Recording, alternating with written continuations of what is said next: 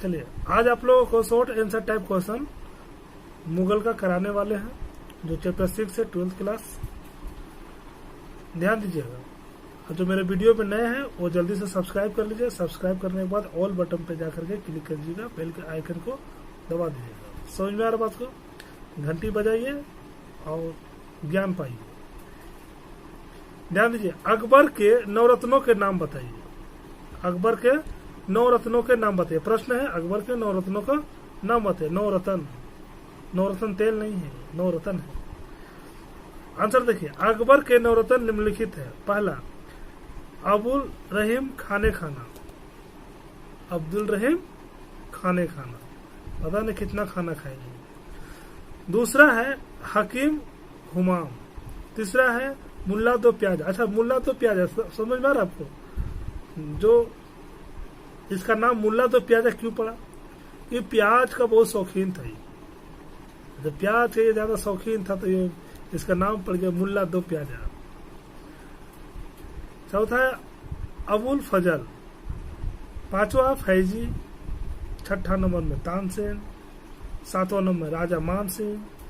आठवां नंबर में राजा टोडरमल। और सबसे लास्ट और सबसे होशियार बीरबल। ठीक है, बीरबल ही था जो दीन इलाही धर्म को अपनाया था। याद रखिएगा इस बात को। चलिए प्रश्न की ओर चलते हैं। विश्व के 7 आश्चर्यों के नाम बताइए। ये भी अच्छा क्वेश्चन है। विश्व के 7 अजूबों के नाम बताइए। 8वां अजूबा हम हैं जो आप लोग वीडियो बना रहे हैं। देखिए, विश्व के 7 आश्चर्य निम्नलिखित है। पहला है ताजमहल। ताजमहल खूबसूरत है इसलिए नंबर 1 पे है। कहाँ है? आगरा में। भारत है, भारत में आगरा में है। 1632 से 1648 ईस्वी तक ये बना था। दूसरा है चिचेन इत्जा पिरामिड, मेक्सिको में है। सन 800 ईसा पूर्व में ये बनकर तैयार हुआ था। तीसरा है क्रास्ट रिहिमर, वो है ब्राजील में। 1931 में ये बनकर तैयार हुआ था। चौथा नंबर में है चीन की महादीवार, सब जानते हैं, लेकिन चौथा नंबर पे है। 220 ईसा पूर्व में बनकर तैयार हुआ था। समझ में आ रहा बात को? 5वां नंबर है माचू पिचू। कहाँ है? पेरू में। 1460 से 1470 ईस्वी। 6ठा नंबर में है पेट्रा जॉर्डन। 9 ईसा पूर्व से 40 ईसा पूर्व में बना था। 7वां है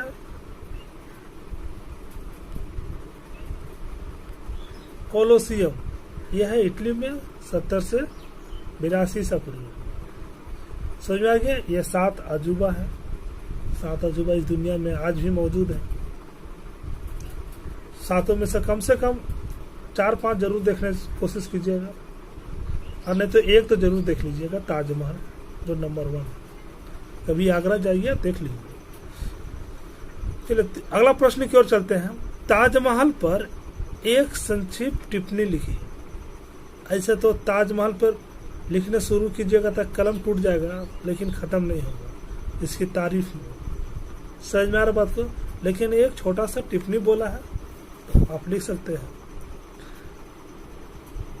देखिए, ताजमहल जो है पत्नी के प्रति समर्पित प्रेम का अमर प्रतीक है। ताजमहल जो है शाहजहां के बीवी के प्रति समर्पित प्रेम का अमर प्रतीक है, इन्हें सिंबल है। भारतीय संस्कृति की यह अमूल्य धरोहर है। 7 जुलाई 2007 को इसे विश्व के 7 आश्चर्यों में प्रथम आश्चर्य माना गया है। ठीक है, नंबर 1 बनाया गया था। शाहजहां मुमताज के सौंदर्य के इस्लाम धर्म के विरुद्ध होने के कारण मूर्ति में तो ढाल नहीं सका। वह चाहता था तो कि मुमताज को इतना अच्छा मूर्ति बनाए जो इतना खूबसूरत थी, लेकिन वो तो इस्लाम के विरुद्ध हो जाता, इसलिए वो ऐसा महल ही बना दिया कि वाकई में खूबसूरत है। सोचिए, महल इतना खूबसूरत था तो उसका बीवी कितनी खूबसूरत है। इसलिए उसने मुमताज के सौंदर्य को ताजमहल का रूप दिया। इसलिए हालवेल महोदय ने ताजमहल की भारतीय नारीत्व की साकार प्रतिमा कहा है। यानी भारतीय नारीत्व यानी नारी की खूबसूरत प्रतिमा कहा है। ताजमहल सफेद संगमरमर की बनी विश्व के श्रेष्ठतम इमारत है। इससे ज्यादा भी आप लिख सकते हैं, ठीक है। जितना तारीफ कीजिएगा ताजमहल के उतना ही अच्छा नंबर मिलेगा आपको। चलिए ध्यान दीजिए, अगला प्रश्न की ओर हम चलते हैं। देखिए, मुगल काल में बादशाह की दिनचर्या पर प्रकाश डालिए। यानी मुगल काल का बादशाह का डेली लाइफ समझ में आता है। बचपन से ही आप लोगों को लिखाया होगा, है ना। बादशाह कब उठते थे, कहाँ जाते थे, कहाँ घूमते थे, इसी तरह से लिखना है। ध्यान दीजिए, देखिए, मुगल काल में बादशाह अपने दिनचर्या में सबसे पहले सुबह इबादत करना, धार्मिक प्रार्थना करने के बाद बादशाह पूरब की ओर मुंह किए एक झरोखा में आता था। झरोखा समझ में ना, झरोखा दर्शन देखिएगा। एक फिल्म आया था शाहरुख खान का फैन, उसमें शाहरुख खान निकल कर हाथ हिलाते थे, सब नीचे पब्लिक लोग देखते थे, उनका फैन लोग। उसी तरह से निकलते थे मुगल काल में अकबर झरोखा दर्शन देने के लिए। समझ में आ रहा बात को। वहां का बादशाह लोग, जहां लोग उसके दर्शन में बैठे रहते थे, अकबर ने इस झरोखा दर्शन की प्रथा का आरंभ किया। अकबर इसको शुरुआत किया और मुगल काल में बादशाह 1 घंटे के लिए झरोखा के दीवाने आम में आता था। दीवाने आम का मतलब एक मीटिंग हॉल था जहां राज्य के अधिकारी प्रतिवेदन प्रस्तुत करते थे। दीवान में 2 घंटे बिताने के बाद, वहां 2 घंटा बिताने के बाद बादशाह दीवाने खास जाता था। वो भी एक मीटिंग रूम है जहां निजी सभाएं एवं गोपनीय मुद्दे पर चर्चा होता था। गोपनीय मतलब सीक्रेट बात होता था। बादशाह दीवाने खास से निकलकर शाहबुर्ज जाता था। यहाँ अत्यंत ही गोपनीय मुद्दों पर विचार होता था। सबसे खास सीक्रेट बात यहाँ विचार होता था, जहाँ केवल शहजादों एवं कुछ गिने चुने अधिकारियों को ही अनुमति थी वहां रहने की। 5वां प्रश्न जो है इम्पोर्टेंट, जितना भी करा रहे सब इम्पोर्टेंट प्रश्न करवा रहे, याद रखिएगा। इम्पोर्टेंट प्रश्न को ही हम वीडियो के थ्रू आप लोगों को पहुंचा रहे हैं। सारा क्वेश्चन करने से अच्छा कि इम्पोर्टेंट कर लें जो एग्जाम में काम आए। इसलिए देखिए, मुगल कालीन अभिजात वर्ग पर टिप्पणी लिखिए। मुगल काल के अभिजात वर्ग पर टिप्पणी लिखना है। समझ में आ रहा, थोड़ा सा टिप्पणी लिखना था। टिप्पणी हमेशा 1 पेज से ज्यादा नहीं लिखिएगा, याद रखिएगा। एग्जाम में 1 पेज बहुत है टिप्पणी के लिए। देखिए, मुगल दरबार का एक प्रमुख स्तंभ अधिकारियों का वर्ग था। यानी एक बोला जाए, एक स्तंभ बोला जाए, एक नींव बोला जाए, एक दीवार बोला जाए, वो था अधिकारियों का वर्ग। सारा अधिकारी एक जगह रहना। इतिहासकारों ने उसे मुगल अभिजात वर्ग कहा है। जब वो लोग एक जगह था तो उसी को क्या कर, सारा अधिकारी एक जगह था तो उसी को अभिजात बोला जाता था। मुगल अभिजात वर्ग का वर्णन एक ऐसे गुलदस्ते के रूप में किया जाता है। गुलदस्ता देखे, बहुत सा फूल होता है, तो उसी तरह अधिकारी में भी बहुत सा अधिकारी थे। समझ में आ रहा, किसी भी जात के थे या एक से बढ़कर एक थे कोई, जो बादशाह के वफादार होते थे। इस गुलदस्ते रूपी अभिजात वर्ग प्रायः सभी धर्मों के लोग होते थे। सब जाति मिलकर के एक अधिकारी, यानी एक अधिकारी के रूप में होते थे। यानी ऑफिस में जाइएगा तो देखिएगा बहुत सारा अधिकारी बैठा हुआ है, तो सब एक जात का थोड़ा ना रहता है, बहुत सा जात का रहता है। कोई ब्राह्मण हो गया, कोई मुसलमान हो गया, कोई तेली हो गया, कोई चमार हो गया, कोई साहु जी है, ठीक है। इस तरह से बहुत है। उसी तरह से उस समय भी थे, उसी को अभिजात बोला जाता था उस समय। शाहजहां के शासनकाल में चंद्रभान ब्राह्मण ने अपने पुस्तक 4 चमन, जिसे 4 बाग में मुगल अभिजात वर्गों का विस्तृत वर्णन किया है। इस अभिजात वर्ग में अरब, ईरानी, तुर्की, वतार, रूसी, अबिसिनियासी, राजपूत एवं भारतीय मुस्लिम आदि सभी सम्मिलित थे। अकबर ने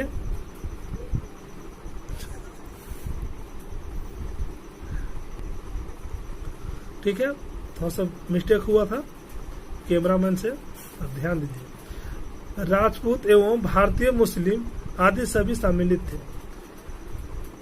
अकबर ने देखिए, अकबर ने योग्यता के आधार पर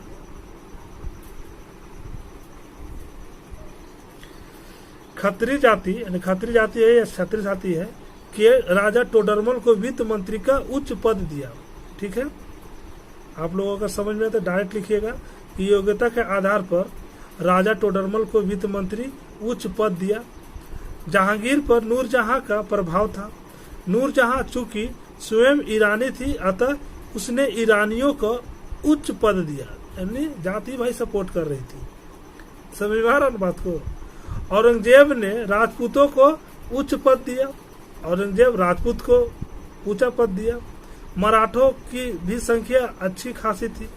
अभिजात वर्ग बादशाह के सम्मुख लोगों को मनसबदार बनाने की संस्कृति भी करता था। तजवीज वह याचिका होती थी जिसके तहत अभिजात किसी उम्मीदवार को मनसबदार नियुक्त करने की सिफारिश करता था, पैरवी लगाता था। उस समय भी सोचिए, पैरवी उस समय करता था। तैनाते रकाब दरबार में नियुक्त अभिजातों का एक सुरक्षित पद था। इसे आवश्यकता अनुसार किसी भी प्रांत में सकता था। समझ में आ रहा बात को। देखिए अगला प्रश्न ध्यान से देखिएगा। नूरजहां के व्यक्तित्व एवं चरित्र पर प्रकाश डालिए। आंसर है, नूरजहां मुगल काल की एक प्रमुख महिला थी जिसने अप्रत्यक्ष रूप से कुछ वर्ष सत्ता संभाली थी। इनका वास्तविक नाम मेहरुनिसा था। इसके पिता का नाम मिर्जा गायसेब बेग एवं माता का नाम असमत बेगम था। 1577 ईस्वी में हुआ था। 1594 ईस्वी में 17 वर्ष की आयु में उसका विवाह अली कुली इस्तजल के साथ हुआ। अली कुली को शेर का शिकार करने के कारण जहांगीर ने उसे शेर अफगान की उपाधि दी। 1606 ईस्वी में शेर अफगान की मृत्यु हो गई। मेहरुनिसा और उसकी पुत्री लाडली बेगम आगरा आ गई। 1611 ईस्वी में जहांगीर ने मेहरुनिसा को मीना बाजार में देखा तो उसके रूप पर मोहित हो गया। जहांगीर ने 1611 ईस्वी में ही मेहरुनिसा से विवाह कर लिया। नूरजहां एक अत्यंत महत्वाकांक्षी नारी थी।